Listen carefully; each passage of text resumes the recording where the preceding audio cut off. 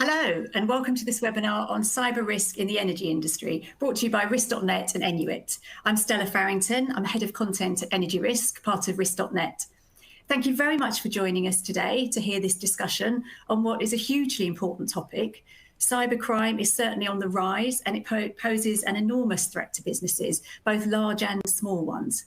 In this year's Global Risks Report by the World Economic Forum, cybersecurity failure has moved up to 4th place in a list of clear and present threats to the world.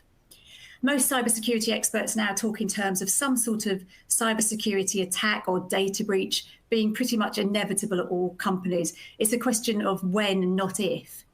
And the energy industry is particularly vulnerable as it faces the same threats as other sectors like data theft and ransomware attacks, etc., but also due to its strategic importance in society, it's also vulnerable to threats aimed at its physical infrastructure.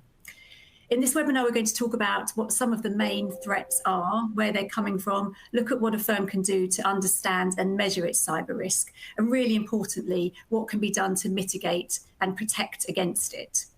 So I'm joined by a panel of 4 experts here, whom I'll introduce now in no particular order. So first is Damien Bunyan, and he's the Chief Information Officer at Uniper. We have Partha Chatterjee, who is Data and Analytics SME, subject matter expert at Shell Energy.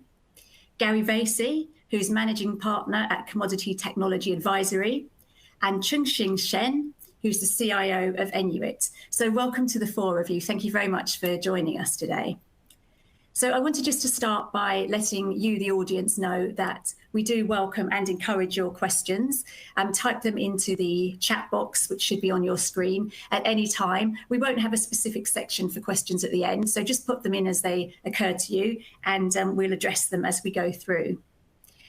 So we thought it would make sense to start by focusing in on what the biggest cyber threats actually are at the moment to the energy industry. So if I could put the first question, please, to Damien from Uniper. Can I ask you, what do you see as being the biggest cyber threats to energy firms currently? So I guess that in other words, that's that sort of corny question, what keeps you awake at night? I think I get to sleep quite well. That's something I do. But when I wake up at 3 in the morning, the thing that keeps me awake at 3 in the morning is the thought of one of our power stations being taken over. Yeah, I've got other things that worry me, systems being hacked, denial of service attacks, things being encrypted. But truly, the thing that worries me the most is a power station being taken over. The biggest risk in that, Stella, I would say, are people. And by that, I mean the people in our organization. The idea that a user might click on something that he or she shouldn't click on that allows somebody in, or the idea that we may have built our IT landscape in such a way that it's possible for a bad actor to then start moving around and get access to things that they shouldn't. So, we have many people who might want to do us harm, be that a teenager in their bedroom, be that an environmental activist, be it a nation state with an agenda. But what they all do is they try and exploit weak humans who haven't worked as thoroughly as they should. Yeah, okay. So the actors are out there with their various agendas, but it's the vulnerabilities of the system that is what is your biggest worry. That's how that they can get in. We do what we call penetration tests very often. So we pay organizations who've decided to be good people to imagine what they would do if they were the bad actors, and they all start in the same place. They all try and get your user ID, Stella, your password, and then they move on from there. And you'd like to think that they could just get into your email account and they get your parents' birth dates and that kind of thing, but actually then they try and move on that much further. So they all do the same thing, no matter what their agenda is strategically. Yes, yeah. Okay, thank you. Partha, I'd like to bring you in here, please. And could you talk about, because Damien talked about the infrastructure, the physical infrastructure being a real worry for him. Could you talk about data in a company? Because obviously you deal with huge amounts of data. What kinds of threats are you seeing out there? What do you think people should be most concerned about when it comes to securing company data? Thank you. Thanks for organizing this panel. Very, pertinent topic. The way I see the data, the good news is we are using lots of data and people are sharing lots of data. And as you can see, 10 years back, people were reluctant to share a lot of data. Now data is being shared and it's a valuable commodity to make decisions, analyze the data and make decisions. That's the good news. The bad news is if the data goes in someone else's hand, they can leverage that data and get a leg up on you. So the part of the data which I'm not worried about is anything which is publicly available, be it ICE, NYMEX, anywhere out there. I'm not really concerned about the publicly available data. Where I am, where you have to be very concerned about and make sure you have the protection around is data which is very proprietary for you. Your trading curves, your trading positions, your P&L, you have specific customer information with how much they're using, which is pertinent for you and what contracts you have. So the biggest, leg up you can have in this is if you categorize your different sets of data and have the right protection. So you can go from strict, highly confidential, private, public information and categorize the data. Make sure you follow the right processes so that the right people have access.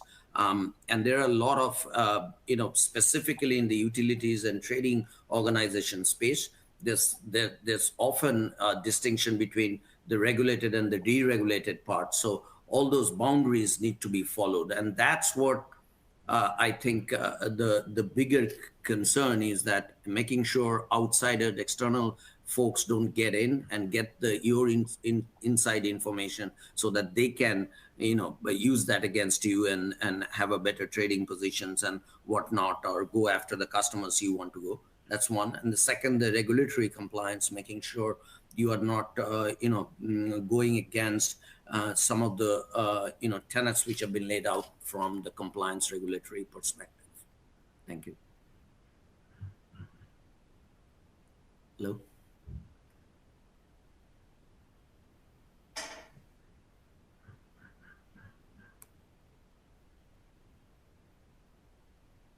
We may have lost Della temporarily by the looks of it. So yeah, thanks. In which case, I guess I'll just jump in and talk about what we're seeing on the technology side of things from people looking to procure ETRM, CTRM software, that kind of thing. And plainly, it's been in the news with some very high-profile cases, the pipeline, etc., and even the big consulting company, having issues with cybersecurity and ransomware and that kind of thing. But I also think that this is a broader problem that also includes the potential for fraudulent activities, and there's been quite a bit of that in the commodities industry. I mean, you can immediately think about the copper-painted rocks, for example, that were in the news not so long ago. So I think that this has got people's attention, and certainly when it comes to CTRM and ETRM software, what is the vendor doing about security is certainly high on the list of priorities. Of course, they're looking at the functionality primarily, and that's always going to be the driver. But security questions have gone up, not just in terms of the software, but also the implementation approach, the integration approach, and all of those other things. And this is often taking part of a digitalization program as well, where obviously it may be about cloud deployment. So then you've got the security of the cloud hosting and all of that kind of stuff. So definitely users are asking questions about things like user authentication, single sign-on, things like role-based security, workflow, approvals, audit trailing. So it's not just about understanding the security side of the software, but also understanding how can we tell if something's gone wrong and how can we put that right. And it's also obviously about certification, whether it's a cloud solution hosted in the cloud, externally, internally, whatever. People are looking for various types of certification around that software from the provider as well. So definitely security and sort of eliminating as much fraudulent activity or the chance for fraudulent activity, wherever it may come from, has been raised as in the profile of users across the board. And I think there's some kind of a disclosure going on in the US, and it may well prove that this kind of problem is much more widespread than we've been led to believe in the past. Stella? Thank you, Gary. Thank you for leaping in there. I seem to be having some of a mini cybersecurity attack myself at this end. My computer shut down. Apologies again, but I'm march on very well without me anyway. So in Ben here, please. And you work across a variety of commodity and energy firms. I wanted to ask you, what are you seeing in terms of a general awareness in cybersecurity? Are you feeling that awareness is rising in these firms? Are people sort of talking to you about it when they engage with you? Are they wanting to understand what their cyber risk may be in terms of engaging with you?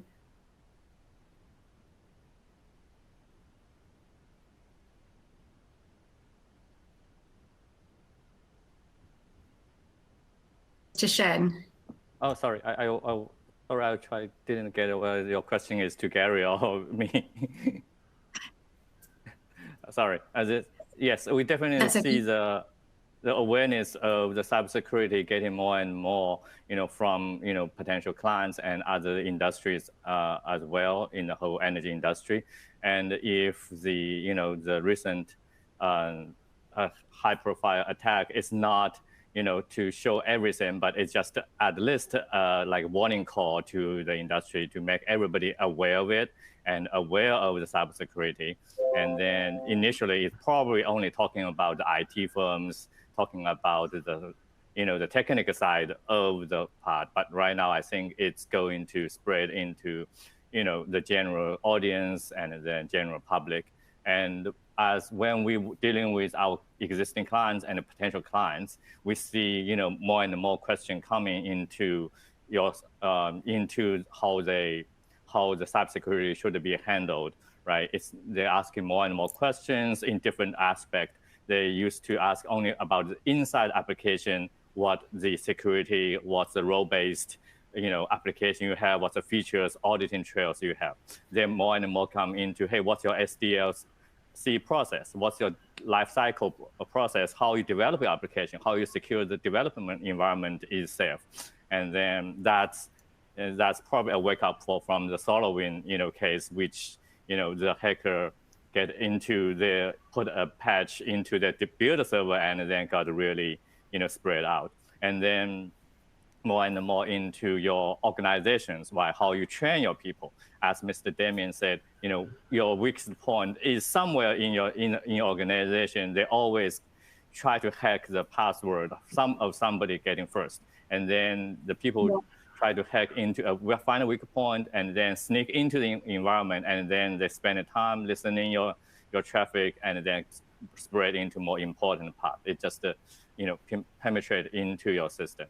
And we noticed that with more and more cloud strategy being used by companies, and then they're asking more how you secure your host environment, how you secure your the vendors, and then all of these questions are being asked. I definitely feel like the awareness is really growing. That's a very good thing in terms of the whole industry that would push the whole industry going to secure from whole chain of the supplies. And we fun interesting thing is we in recent couple of the IFPs or questions we get from the client, they ask more security questions or related IT questions than the functional question, right?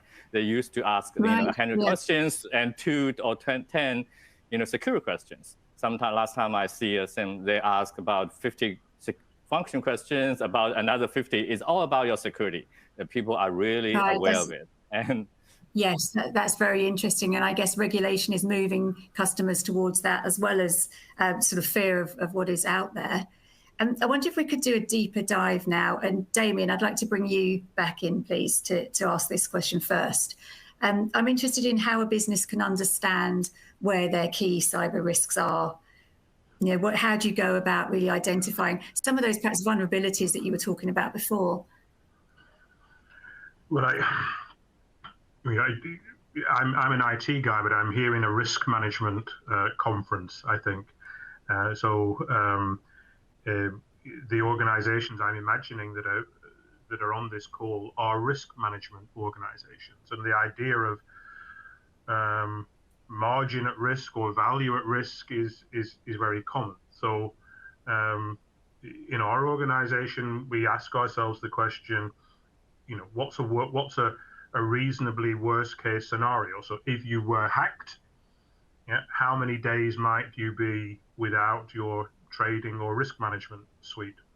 So 1 week, 2 weeks, it's not implausible. Now you've already got margin at risk over a 5-day period, a 10-day period, a 20-day period, and you can already start to put a dollar number around the kind of risk that you might be facing. And certainly in our organizations, when you look at those kind of numbers, particularly with the volatility that we're experiencing at the moment in the market, you might start to raise questions about whether you're investing in the right, to the right extent to protect yourself.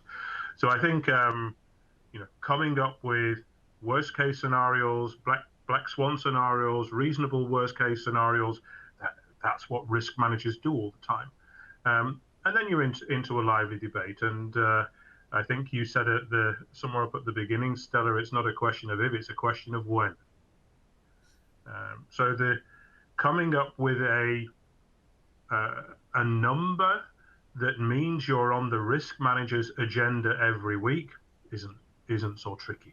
It's what you do with it that becomes more important. Yes. Okay. Thank you. Partha, could I ask you? You talked about at the beginning the different types of data and really looking at what your proprietary data is, your really valuable data like trading curves and positions, and presumably making sure that that's really well guarded.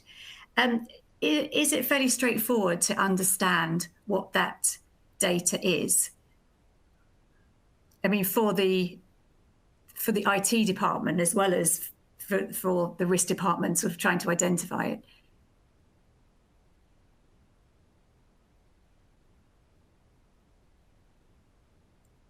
Oh, Partha, I think you might be on mute. That's it.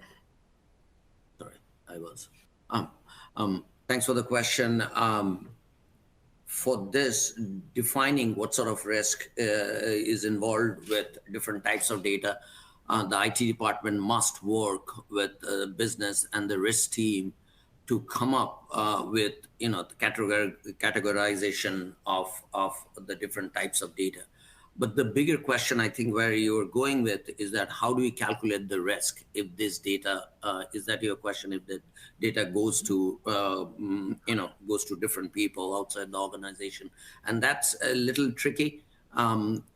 Obviously it has to be worked with the risk and the compliance team and probably come up with some models which will formulate, is it VAR or is it another level of value at risk by giving up your proprietary information. So I think time has come to come up with a new metrics for that. I haven't seen a generally accepted metrics for it, but I think something related to, value at risk and maybe profit at risk, right? So if you are going to make a $10 million profit, but this information goes out, you may lose that profit. So you have to look at different metrics to come up with what risk is associated with different types of data. But my key point is if it is pricing and trading data, some sort of a metrics related to risk calculation or profit calculation would be a good place to start with. Thank you. Did we lose her again? Hello? Mike. Yeah, I think. Damian, would you give some thoughts on the risk question? How do you, how should firms calculate and communicate the risk? Well, again, so we simply asked ourselves the question around VAR, and if you lose the applications for X number of days, so we were more in a scenario, if you like, of having something taken over and encrypted and it's gone. And that number was big enough to wake people up. So the chief risk officers really agitated about it. She's reporting into the board. You have we're in a German company with a supervisory board and a risk committee, and so it's on the agenda. And that in a way is good because it gives you priority and it gives you access to do something about it. One of the other things that the risk team became interested in as a consequence of that is working out, can you insure yourself against that kind of risk? You can get cyber insurance, and in talking to a risk community, I think that's a really good process to go through, because you get an independent verification, if you like, as to your risk portfolio. So, in our industry, there are organizations that I know who have been able to secure cyber insurance, and there are organizations that have not been able to secure cyber insurance. And that's a statement in terms of how likely is it that something could go wrong in your organization. So we've managed, because of our risk posture, to get ourselves high up the risk manager's agenda. We've been able to mitigate that a little bit by getting insurance, but it then becomes an interesting question as to how can you get your insurance premiums down by doing the right thing. And I like the way you were talking about data part. I can well imagine what the proprietary, strictly confidential information is in an organization like Shell. It's the same as ours. One of the things I struggle with, being the chief information officer, is understanding who's got what information and when. And how many applications do you have? What's inside those applications? Where should they be looked after? Who should have access? Who shouldn't have access? And this just brings it back round to all the time to people being the weakest link. If you get strictly confidential information, but you choose to send it unencrypted outside the organization, you can still lose it quite quickly. And there are risks that a risk team really need to be cognizant of. So that the challenge to the IT team is that they're using technology to manage information most effectively. Right. Yeah, thank you, Damien. I am back in the call now. I'm going to be disembodied. I think this is the best way to deal with my my gremlins in my computer. It's very interesting what you were saying about how the risk department and the IT department need to work together. When we'll do a deeper dive into that a bit later on. I wanted to move now, if we can, into looking at some of the practical tools and techniques that are available to address these risks. And Gary, could I turn to you first of all? And you work across all sorts of companies, looking. You're well aware of the sort of IT in terms of ETRM that they're installing. What are you seeing firms installing and asking for now when it comes to cyber security? Well, yeah, as I said earlier, it's actually an increase in priority looking at security aspects. But just listening to what the two gentlemen were saying just there, it strikes me that the first thing to do is to look at your own people and to look at the vulnerabilities around the people and make sure that you have trained them, not just in terms of using the particular piece of software, but the entire environment. And back when we started in the dark days of the original lockdown, I came across a study by Kaspersky, which was done in April 2020. And I think it's kind of interesting, if not a little humorous, just to look at a couple of the things they discovered. First of all, they discovered that 11% of all people now working at home like to work naked. And it went downhill from there. 51% admitted to watching adult content, and 68% were doing that were working official business on their own computer. So, if you think about that kind of a world, if you're an IT guy, how do you protect yourself against your own employees who are not using provided equipment, but using home-based equipment, which might not be up to date, might not have the right software installed, et cetera, et cetera. And then you've got to think about this workforce that's working from home and this movement to the cloud. So people are using ETRM and CTRM probably from a home-based computer and in the cloud. So what people are asking for are things like, as I said, authentication. How do you do authentication? Is a single sign-on for multiple different services available, because often they're rather secure. Is the back end encrypted? Is the data encrypted? Is the transmission of data encrypted? Is there role-based security within the software? Do you have certification like SOC 2, SOC 1, SOC 3 in the case of a facility, that kind of thing? Do you have audit trails? Do you have workflow and approval so that we can track and monitor user behavior and make sure that what they're doing is relevant and proper to the business? You also have commodity-specific security features like perhaps traceability, maybe other features around things like greenhouse gases and sustainability, which all can pose some kind of a risk as well. And then how does the vendor keep the software up to date? What types of third-party software are they using, and how well is that maintained and kept up to date? Are they doing their own penetration testing and testing against abusive type behavior against the software? They can also look at the implementation itself. What kind of an implementation approach are you using? How involved are we in that? How do we train our users to make sure that we're using the very best features that you've built into your software around security and verification, things like know your customer capabilities and this kind of thing? Because, as I said earlier, it's not just about cybersecurity and having ransomware, that kind of a scenario, but it's also about fraud committed by various parties along the way. So how do we protect ourselves against fraud is also high on the list these days. So that's just a number of things that we're seeing, and definitely much heightened interest. I'll hand it off to somebody else at this point. Thank you. Could we bring Shen in here? Yes. And can you talk about what you're seeing? What tools are you seeing that are available? Yes, at Enuit, we take our clients' data very seriously, and then we, take our internal process very seriously. So, we use a couple of tools and many tools, and we are, keep evaluation, different tools available. There's some tools is no-brainer. I call it no-brainer tools, right? So you have to do MFA, and you have to set up, authentication. You have to make sure you patch your system, the latest one. That's no-brainer. And then you have to make sure you have a solid, backup system so that in the case of events happening, you can, recover that one easily.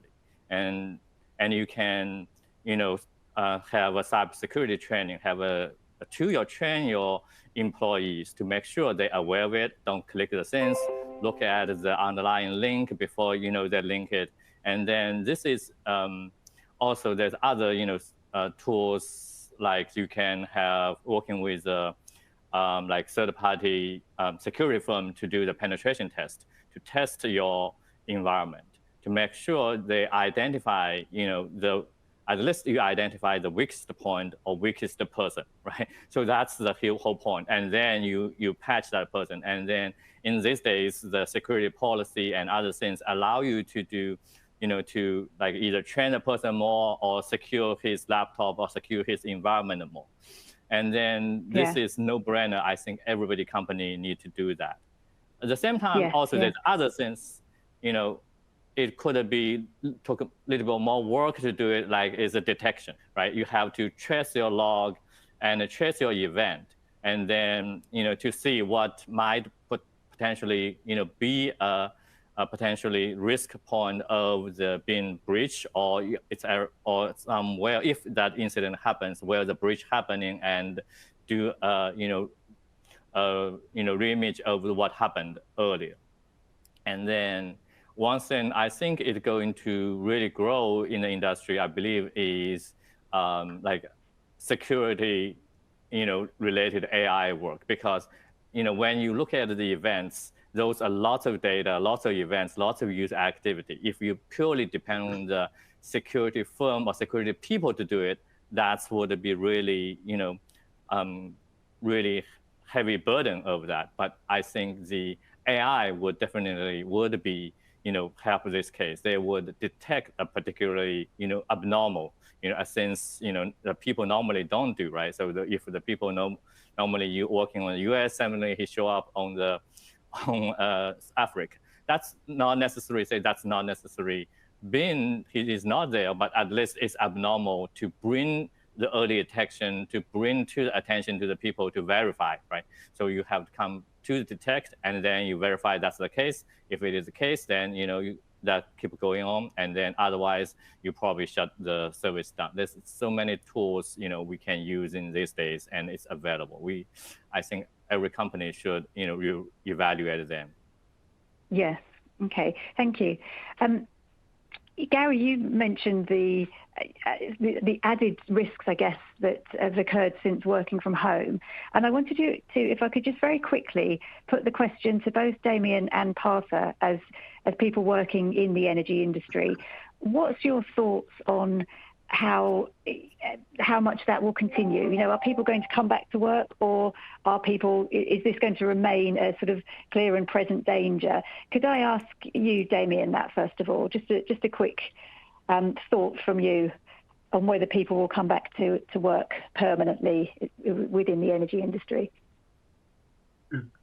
Well, I think people will. Not everybody wants to. We have the full spectrum in our organisation, those that would desperately like to get back 5 days a week, and those who never want to come back into the office. So you partly have a strategic call as a company. What mode do you want?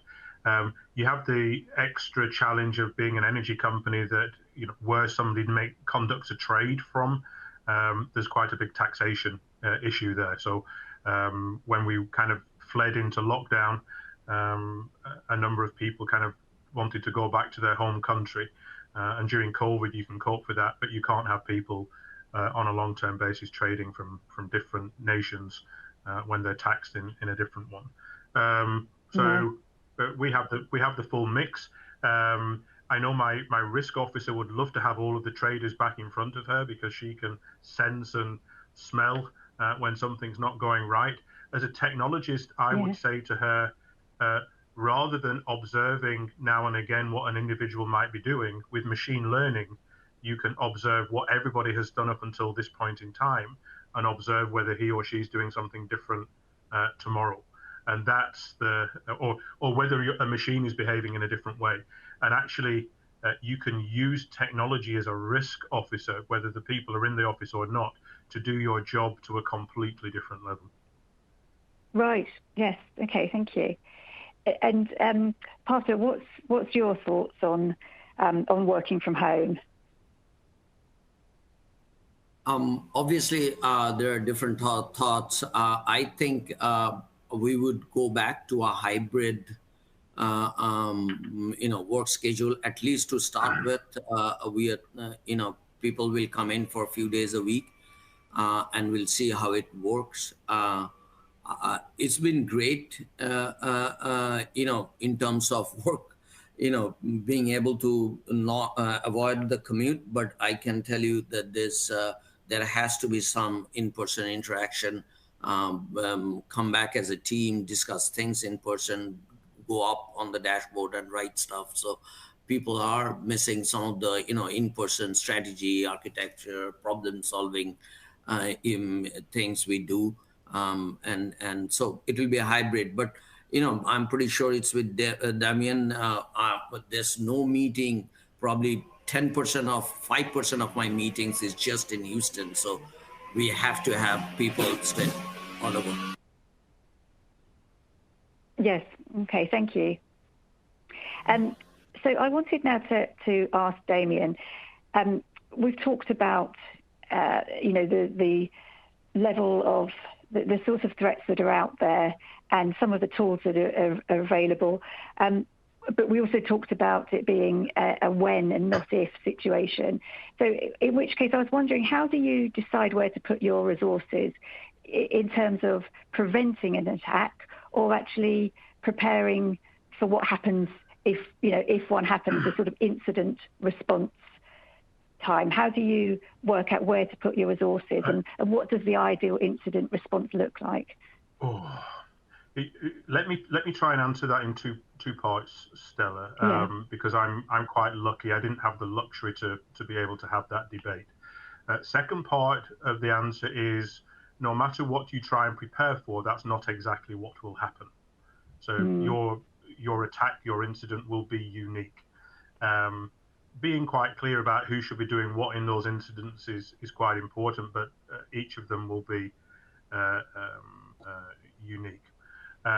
So prevention is, I think, clearly much more important. Now, I was lucky in the sense that 5 years ago, my organization was carved out of a different one. So I woke up on one day and my ETRMs were inside somebody else's data center. So I was forced to do something. And I got really lucky. And while I was listening to Gary talking, it made me smile because there were some things that we just had to do that you don't necessarily do if you're not forced. So I'm in somebody else's data center. Do I build one myself? No, I don't. I've moved into the cloud. So and if I could talk to any risk officer, get your on-premise applications that have been sitting there for a long time, get them out. Why? Because cloud is a data center, but it's built on a level that you couldn't dream of having yourself. These are data centers built by professionals to a military standard. These people cannot afford to have their facilities hacked. Then once we decided we were doing that, our ETRM provider, who was originally a software provider, said, well, I can do that for you. So we took the decision that we would go into the cloud, but with our ETRM provider, who does nothing but put ETRMs up in the cloud. And again, they have a business model that were they to be hacked, that critically damages their business model. So their incentive to plow investment into that is pretty high. So we were lucky. We went into the most modern hosting environment. We were forced to modernize our identity management infrastructure. People have talked about multi-factor authentication, such that on the day that COVID struck and I sent everybody home, they were able to trade from home in the cloud with modern tools behind them, such that I'm no longer worried per se about what device is somebody using, because I know that I can ring fence my data. I still have the risk of what would happen if somebody gives their username and password to somebody else, but I can monitor and look at that much better in the back end. So prevention is what's helped us keep our cyber insurance premium payable and manageable. But we do from time to time test our capabilities, and we do see that we have weaknesses. And we do from time to time test what would happen if we had a major cyber attack, because, as we keep saying on this call, it's a question of when, not if. Yes. Okay. Thank you. And you were an early mover on this. I remember Energy Risk runs a technology survey every year, and around about the time that you were moving to the cloud, many people were still responding and saying that they felt that the cloud was too risky for them. But much more now, it seems that the way of thinking is that it's a lot safer than an on-premise server is. I came out of a data center that I built, and I loved building a data center. It was a 50 million project, but I am not a data center guru. And that data center is still there. If I try to just try and penetration test both and see what happens. So Again, if I was a risk officer, I would be challenging my CIO to say, where is my stuff hosted, and am I on the most modern? Do I have the most modern capability that exists? Because if I don't, I'm probably not spending enough money. These are important mission critical applications. Yes. Okay, thank you. I want to move on now to look. We've touched on this topic already. The idea of sort of modelling cyber risk. And past that, I want to ask you, to what extent can cyber risk, do you think, be treated as another financial risk, where you come up with a VAR, where the firm sets its cyber risk appetite, and then measures and models that? How do you think that can be dealt with? And it's still in the works. To be honest with you, we kind of addressed this couple of questions back, but it's related to the, I would say start with value at risk and the potential of profit you have in the future, right? So it's obviously a loss-making thing, and also, giving up on profits. So have I seen some risk being modeled right now related to cyber risk? I haven't seen any specific parameters yet, but this is something I think risk and compliance teams at different organizations and CROs should get together and come up with some measure. My initial thoughts are this should be related to prices, internal curve prices, trading index prices, which you guys, we have modeled the market, different companies have modeled market internally, and the trades and the transactions they have done. This is something, then you can model how much profit you are going to make or how much loss you can potentially make. And that should fit into your, metrics. This is still in the infancy stage and should be worked with the risk business counterparts. Thank you. Okay, thank you. And Damien, what's your thoughts on that? There have been enough examples of large multinationals being hacked and losing everything instantly, everything, even to the point that you can't communicate with your own employees via your own internal systems because you've lost things. You're communicating via LinkedIn and Twitter and WhatsApp. And if you lose everything, how long is it going to take you to get it back to your trading? 1 week, 2 weeks? So we've come up with an estimate of how many days you could lose. Now, we've got a couple of panelists in Houston. Just imagine that happens to you at the back end of January 2021, and the value at risk is massive. So that gives you your starting point, and that's a number that makes your chief risk officers sit up. And then you have to work out how you're going to mitigate that. Yes. Okay. And what about communicating that? If, you can. There are some ways in quantifying it, as you said. What about the communication of that within the company, but also externally? Does it need to be communicated externally in the same way as value at risk would have to be put in a company report? Can you see that happening? So that's just we end up with a number that gets us to the top of the chief risk officer's agenda. So if it wasn't there already, the number does it.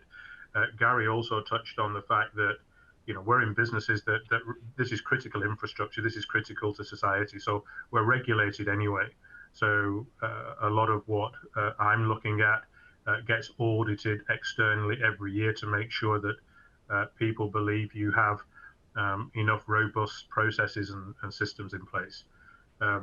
What you've got, however, is the challenge. The bad guys and girls, aren't worried about whether you've passed an audit or not. They're just spending money to try and find a way in all the time. So the agenda's there. Everyone's aware of it. It's making sure that what is it you're going to do when you come to the office tomorrow to improve versus where you were yesterday. Yes. Okay. Thank you. And I wanted to home in a bit more on the role of ETRM software in this field. And Gary, could I ask you first? I mean, you've spoken a lot about the sort of the functionality around this. Do you see it becoming a bigger, a bigger and more important part of software packages going forward? Well, absolutely. And again, I know we're on cybersecurity and I keep bringing in the fraud aspects, but I think the whole thing, that security aspect covers all of these aspects. And so, excuse me, it's definitely risen in priority very rapidly. I don't think it actually replaces, specific functionality around a particular commodity in a business, but it's certainly very high up there. And I think just looking at the vendor as well, as I said, and it makes me think a little bit that some of the vendors with older product are probably going to be asked more harder questions because they're using components that they've built the software with that are also older and have vulnerabilities. So tracking known vulnerabilities, I use a piece of software to log on to a lot of packages that I use on my home computer, and periodically it will tell me that there's been a vulnerability and my username and password may have been found out by somebody nefarious and I should change it. So that kind of a service. One thing that hasn't come up necessarily so far also is backup and recovery. I think that the Accenture incident was probably a lot less than it might have been because of their backup and recovery processes. And I think that backup and recovery because they're ransomware attacks you're talking about. I think that backup and recovery is a key part of this that we haven't yet necessarily addressed. I think also that we begin to see a move towards things like blockchain. And of course, blockchain is a technology that intrinsically guarantees some degree of trust and is probably, something in the future that will be deployed more and more, even within the realms of ETRM. Some of our surveys show that it still seems to be some distance away, but nonetheless, it has some benefits in this area that might well prove to be applicable.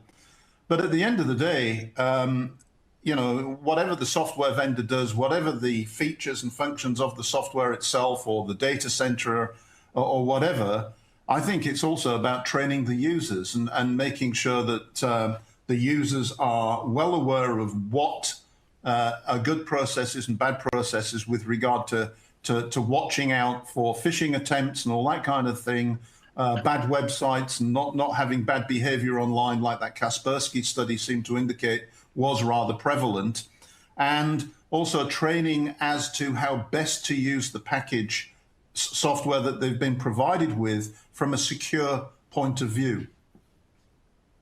Yes, okay. Well, you've made a great segue there for me into the next topic that I wanted to look at, responsibility and governance around IT issues and cybersecurity. And Damien, perhaps I could ask you this first. Who in your view is ultimately responsible for cyber risk?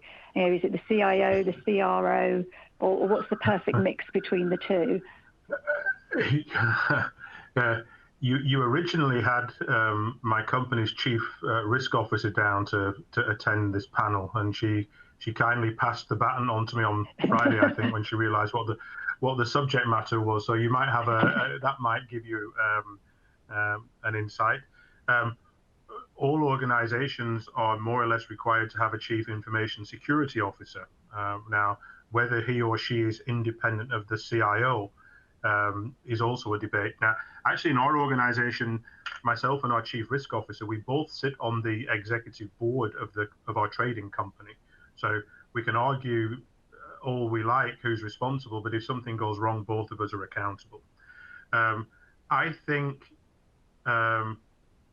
the person best placed to understand and deal with the challenges, that's your chief technologist. Your risk team are paid to do something different. What you need to do, what I think we need to do, and this is one of those forums, is educate the risk officers about the right questions to ask. And if I come back to just where Gary was, one of the things I like about cloud and about having a vendor that's giving me more and more of a kind of a round service is that historically I was in my data center on version X of my ETRM, And every year I had a trade-off. Did I want to go to the next version? Oh, I don't have enough money. Maybe I wait. With cloud, I don't have that luxury. I have to keep going. I cannot keep running a Windows 2008 server or 2012 server, Linux systems that are out of date. You're forced by being in that area to just keep going, which is brilliant because you're forced to do it.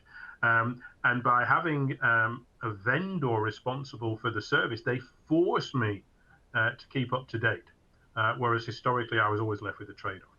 So I think the short answer to your question is, I think you want your chief technology officer to be cognizant of the risks and be doing something. The risk officer is there to keep them honest and make sure that the right questions are being asked all the time. Yes. It's not a perfect answer, I know, but that's how I look at it. Yeah, thank you. Partha, could I put that same question to you? And perhaps I'm sort of thinking now, how can a risk officer gain the understanding that is perhaps needed by the risk team of all the different IT risks that the firm has? If some new software is brought for use somewhere in the company, will the risk officer know about that? Can they understand whether that's an appropriate or an inappropriate risk?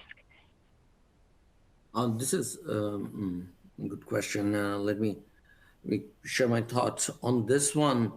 I think, any packages being brought in, any projects being brought in, I know there are different groups implementing the project, but I feel there should be some sort of an internal information risk management type of group who works normally. Big firms have their architecture group, and architects have someone like that who's kind of representing the business point of view, but is also savvy technologically.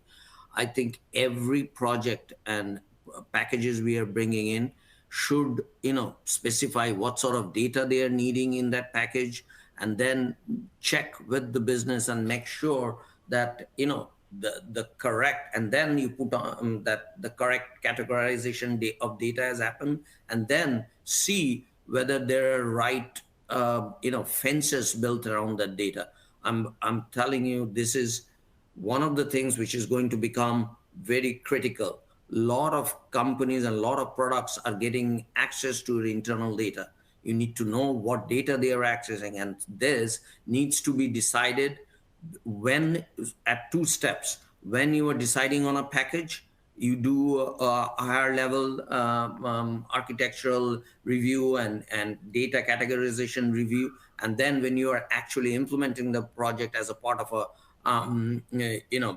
as part of a business IT initiative, that's when you bring in the heavy hitters and make sure that all the correct ring fences are done, and don't just give in.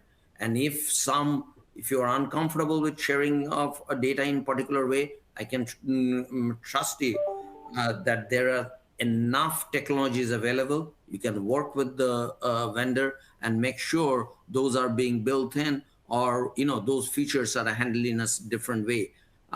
So this is getting pretty serious because for big firms, and I think Damian also has the same experience, we are being bombarded with cloud products and technology products every day. This is a better way to consume the data, better way to analyze the data, and we really need to have this two-pronged approach. First, at a higher level during the product review, and then during the project implementation. And in both cases, this is not just IT. Work closely with your business, see the value, what data is being used and how it's being used. Yes. And so it's that double prong. Yes, yep. That double prong all the time of understanding the software, but what it's being used for, and the value of your internal data. Yeah, thank you. I've got one final question, and I'd like to put it to Shen first of all, if I may. I'm interested in what's come through very loud and clear in this webinar is the need for cybersecurity, the need to be aware of the risks and to put something in place. But how do you ensure that all those security procedures are not going to block the progress that a company wants to make? Do you ever have firms that are worried that some of these extra layers of authority, etc., could slow things down? I think the ETI, well, for the energy industry, the ETRM system and other energy system is to fundamentally, break the silos of the organization, to share the information and to move the whole, organization flow much faster than, the remaining, right? So it's not about a particular trader or particular department. They have more, the organization-wise, and to make it flow. And then all this security, since it actually, would make that one, much more smoother than you concern. And think about it, Mr. Deming and Mr. Passer said earlier. So think about what if you lost your trading system, for a week, and what's that risk you're going to have, right? It's not going to, it has to mitigate those risks, and then you have to pay some kind of premium, right? The premium is the security measures you have to take. You have to go through the trainings, and then you have to, to work with the ETRM vendors, to secure the whole development process. You have to, to investigate and to do your evaluation and to come to the right conclusion to say, hey, using the vendor provided, security environment, going to the cloud is probably better option than on-premise, solutions. And especially when you have people working from home these days, ETRM system would definitely, reduce amount of the file share, reduce amount of the VPN work you need, right? That's a risky point, in your place. So that all of things, all the risk policies or risk procedures, it's going to cost you something. I call it a premium, right? With the premium, you can get your whole organization run much smoothly, and then you can, look at Mr. Damien said, and then using a third-party vendors, solution, and then that make much more sense because because the ETRM vendors or the vendors' reputation is based on the security. They are only the companies who would, spend a whole lot of money and then effort to try to